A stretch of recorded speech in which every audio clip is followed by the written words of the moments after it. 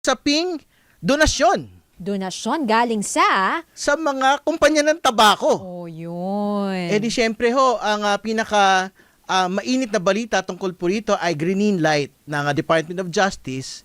Ito pong pagdodonate ng mga tobacco firms sa mga ahensya po ng gobyerno kasi basically, yung pong DSWD, yung pong ating Social Welfare Department ay nag-request ng legal opinion mula sa DOJ kung pwede ba or tama ba o legal ba na tumatanggap po ang mga ahensya ng gobyerno katulad ng DSWD ng mga donasyon mula po sa mga tobacco companies. Kasi syempre, Ayun. restricted commodity eh. Oo. Regulated commodity po yung pong tobacco and tobacco products. So basically kahit yung mga advertising, pinagbabawal po ito. No? So ngayon po ay kasama ho natin ang isa po doon sa mga leading health advocacy groups na talaga naman po nagtutulak na syempre ng further restriction sa tobacco use. No? So kasama ho natin, mapalad ho tayo sa unang pagkakataon. Kasama ho natin sa studio ang Managing Director ng Health Justice Philippines. Wala pong iba kundi si Ginoong Ralph Degolacion. Hi Ralph, magandang hapon. Magandang tanghali. Maraming salamat sa pagsama sa amin ngayong hapong ito. Magandang tanghali, Attorney Terry and kay Alex and sa mga tagapakinig ng radyo sa East 30. Di syempre, Ralph, no? Ano masasabi mo rito? Para naman tayong, ano ba ito? Parang it is a step backwards ba? Towards restricting tobacco use. When in fact, parang ang layo na ho ng inabot natin. Pero parang ngayon, pwedeng mag-PR, public relations gimmick, ang mga tobacco companies para mag-consolidate ng mga relationships nila sa mga ahensya ng gobyerno. And baka worse pa nga dahil pwede na sa mga regulators po nito. Yes, Attorney Terry, no, sa parte ng health justice, nabahala kami doon sa lumabas na DOJ legal opinion. Pero I think ang DOJ legal opinion is also indicating na inaffirm din niya yung policy actually na bawal naman talagang tumanggap ang mga public officials ng any donation coming from any tobacco company. At malinaw din doon na hinihingi din niya ang opinion ng Department of Health at Civil Service Commission kasi meron silang mga polisiya na nagbabawal sa bureaucracia na tumanggap ng any donation from any tobacco company. So pero nakakabahala na may ganitong opinion coming from our Department of Justice. Ayun, Sir Ralph, no? Siyempre ngayon nga na nag-green light itong donation from the tobacco industry. Siyempre, kine-question dito, paano nating mai-ensure na independent pa rin ang pamahalaan sa mga decision concerning yung tobacco industry? Yeah, tama po kayo, Alex. Actually, yan yung aming primary concern with this legal opinion. No? Bilang health justice, dapat tandaan ng gobyerno natin na we are promoting that, stop smoking, and then here comes the donation from a company that really produces this one. No? So parang hindi ba yun ay medyo taliwas doon sa prinsipyo natin na dapat protektahan natin ng kalusugan pampubliko or public health ng gobyerno. Hindi lang dapat natin tignan ng public health sa DOH, di ba? Dapat lahat ng ahensya ng gobyerno nakikiisa doon sa panawagan na wag sanang manigarilyo at wag sana nating hayaan ang ating kabataan na malulon sa ganitong produkto. Sabihin ng iba, donasyon lang naman yan. Parang sabihin nila, hindi ba maganda naman yon or ano sa kultura natin. Pero kung titignan po kasi natin, tayo ay number one, may mga polisiya pa rin tayo in place na nagbabawal talaga. Hindi naman na sinabi ng DOJ legal opinion na automatic na pawalang bisa na yung ibang mga polisiya. Marami pa pong polisiya ang gobyerno, katulad na lang po nung nabanggit ninyo, yung sa DOH may polisiya sila, ang Civil Service Commission, at tayo as ang gobyernong Pilipinas nakapirma tayo sa Framework Convention on Tobacco Control or yung FCTC. At yun nga po, katulad ng nasabi ninyo, isa sa mga rekomendasyon nung nasabing treaty ay hindi dapat tumanggap ang gobyerno at protektahan natin ang ating mga polisiyang pangpubliko mula sa interference na tinatawag ng tobacco companies. At isa kasi sa paraan nila sa pag-interfere sa ganitong klasing sa ating policies ay itong tinatawag nilang CSR or donations, no? So very important po na maging consistent sana ng gobyerno At sa amin, sa tingin namin ay sana ang ating Department of Health at ang ating kagawaran, iba't ibang kagawaran ay patuloy na manindigan para sa kalusugan. Kasi sabihin natin na itong donasyon na ito, sabihin na natin may katumbas na halaga. Pero kung ang titignan naman natin ay buhay ng tao na ililigtas natin from tobacco smoking or smoking in general, ay talagang mas matimbang yung pagprotekta dapat sa kalusugan ng mamamayan. Well, siguro bago ang lahat, no, maganda nga ilahad muna natin, Ralph, yung ano ba yung prinsipyo? Bakit talaga po we are controlling tobacco use as a government? Kasi, syempre, sasabihin, katulad ng binanggit, ano ba naman, regalo lang naman. Wala na nga tayong kapera-pera, ayaw nyo pa. Hindi ba? Tapos, syempre, pangalawa, ang kailangan din ho siguro ipaliwanag dito, paano yung mga farmers? Di ba yan laging sinasabi ng mga tobacco firms? Talaga naman meron din hong output sa ekonomiya. Ito pong tobacco sector. So bakit nyo ho ipinagkakait?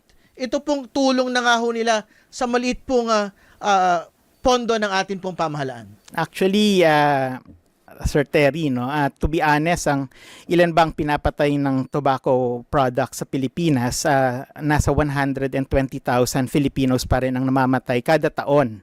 At in terms of economic, no, yung economic benefits, sinasabi nila we are collecting 100 plus or 150 billion out of sin taxes, 'di ba? Pero yung tinatawag nating health cost o no, yung mga sinama-sama mo lahat ng mga health cost ng pagkakasakit at saka yung mga nawawalan ng trabaho because of tobacco smoking or yung mga diseases related to it, nasa 200 to 300 billion pesos pa rin. So mas malaki pa rin yung nawawala sa buong ekonomiya ng Pilipinas kung susumahin. Yung tungkol naman sa punto na yung mga tobacco farmers baka mawalan ng trabaho, meron po tayong batas, yung sin tax law, nandiyan naman po at binibigyan pa rin po ng subsidiya or ng mga programa ng pamahalaan ng ating mga tobacco farmers. Supposedly, a portion of our sin taxes are being allocated for tobacco farmers for their alternative livelihood. So kung gusto nila mag-shift at yun ang aming recommendation, sana mag-shift sila to other livelihood products, ay ganun po, meron pong nakalaang pondo dyan. So I think hindi naman po malalagay sa alanganin ng ating mga magsasaka or ang kahit sino sa ano na to. Ang mahalaga po dito, ang tandaan natin, we are protecting public health and we are preserving the independence or yung ating pag-regulate ng tobacco, no? So kailangan mahalagang independent ang gobyerno natin dito. Yun. Pero Sir Ralph, syempre baka sabihin nila, sige, given na nga na masama sa kalusugan itong tobacco use, no? Pero yung corporate social responsibility naman or donation mobile clinic, so it promotes public health. Ano pong masasabi nyo doon? Actually, yun nga yung medyo sa amin, hindi ba nakakalito yung mensahe na ipinapalabas noon kasi ang tobacco products ay pumapatay ng tao tapos bibigyan ka ng mobile clinic. Hindi ba't mas maganda? Dapat ang titignan natin dito ay itong mga ganitong mga donasyon ay actually ay isang paraan para medyo magandang, sabi nga ni Sir Terry kanina, maganda yung image nila sa publiko kasi alam nilang madumi at medyo nakakamatay yung kanilang produkto. Ito yung kanilang plano, it's really part of their marketing scheme. So dapat maging aware tayo na itong mobile clinic na to ay hindi dapat ang tamang approach, no, na natin sa tobacco regulation. Dapat talaga i-prevent natin ang mga kabataan natin, hindi natin silang hayaan na tumikim or sumubok sa ganitong bisyo kasi ayaw nating mapunta yung mamamayan natin sa mga ganitong yung nagpapagamot sila kasi mas mas delikado or sabihin na nating mas hindi magandang tignan na ang ating mga mamamayan ay nandoon sa mga klinik nagpapagamot. Dapat siguruhin ng ating DSWD na ang ating mga kabataan, yung mga pamilya ay protektado mula sa tobacco smoking, 'di ba? Tsaka hindi magandang ipopromote ng DSWD yung isang tobacco company for this, 'di ba? Well, siguro very important ho na malaman din ng publiko. So anong status bale? And ito po so may DOJ opinion. So, nagsabi na ba si Secretary Rex or yung DSWD na tatanggapin na nila talaga, in fact, ito pong ibibigay po ng tobacco company na ito? Wala pa ho kaming naririnig na any next steps from the DSWD, pero malinaw po doon sa DOJ legal opinion na nire-recommenda nila na hingin din ang opinion ng Department of Health at Civil Service Commission. Kasi meron nga mga polisiya, ang DOH at ang Civil Service na nagbabawal ng pagtanggap ng any donation from tobacco companies ang buong birokrasya. So yan po, yan malinaw po. Yun. Sir Ralph, at this point, ano pong panawagan ninyo sa ating pamahalaan?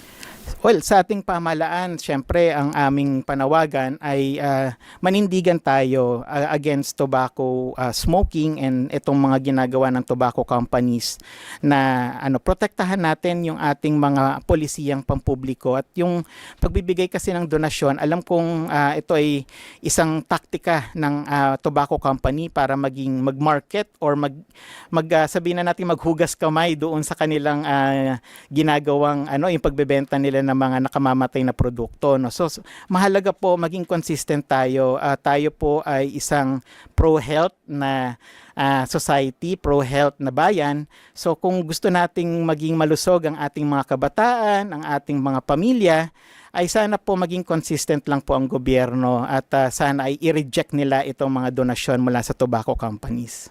Siguro mag-move forward naman tayo doon sa ibang paksa. Siyempre, may tobacco, no? Meron namang vape.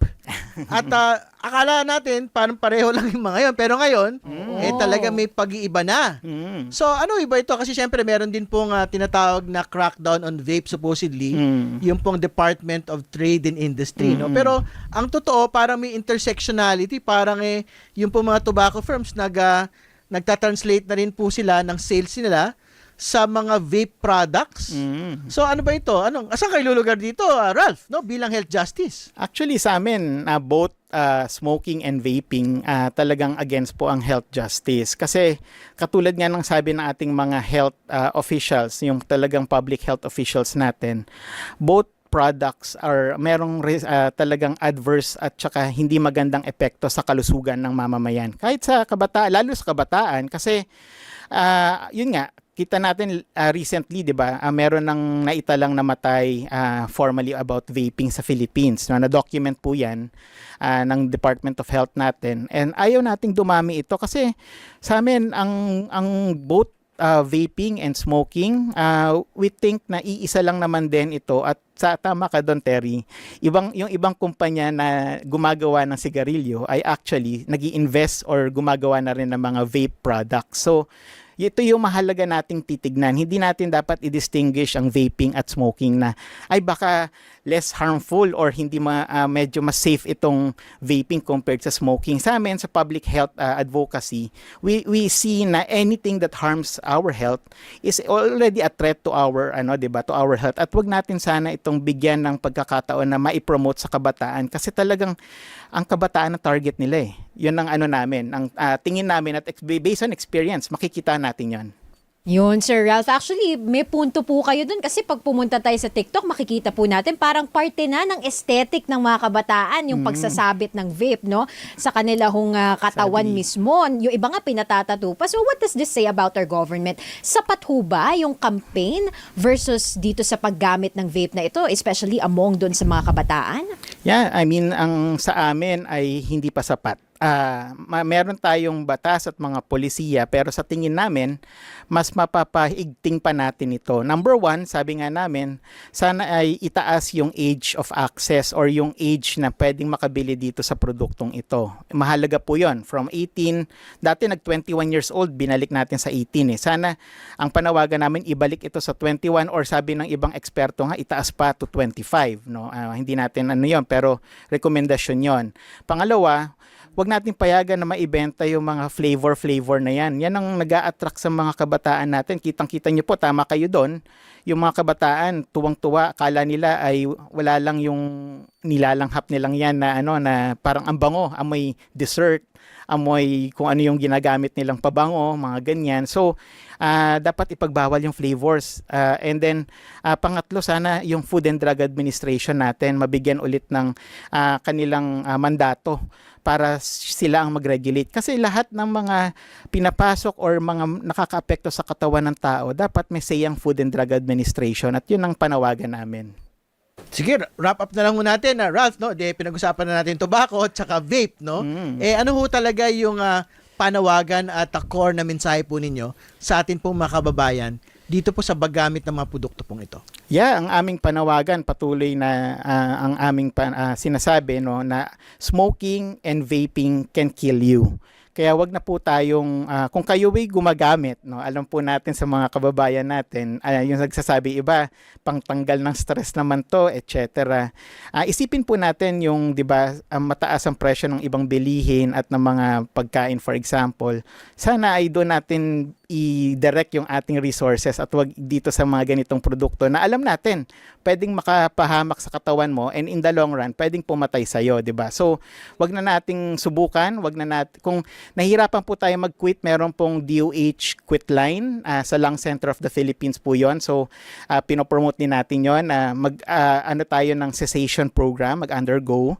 And then for our government, ang panawagan natin is sana po ay patuloy nating paigtingin yung pag-regulate ng mga produktong tobacco at vape kasi at the end of the day, ang kabataan natin ang target ng mga kumpanyang ito at gusto natin silang protektahan. Wag po nating payagan na makita nila na tayo ay nakikipag-partner sa isang tobacco company or nanghihingi tayo ng donasyon mula sa isang tobacco company. Iba hong mensahe ang naipaparating sa mga kabataan natin. Okay, maraming salamat. Yan po mga kaibigan, si Ginoong Ralph Degolacion, ang Managing Director ng Health Justice Philippines. Maraming salamat. Thank you. Maraming Thank you. Sa susunod po ulit. Po.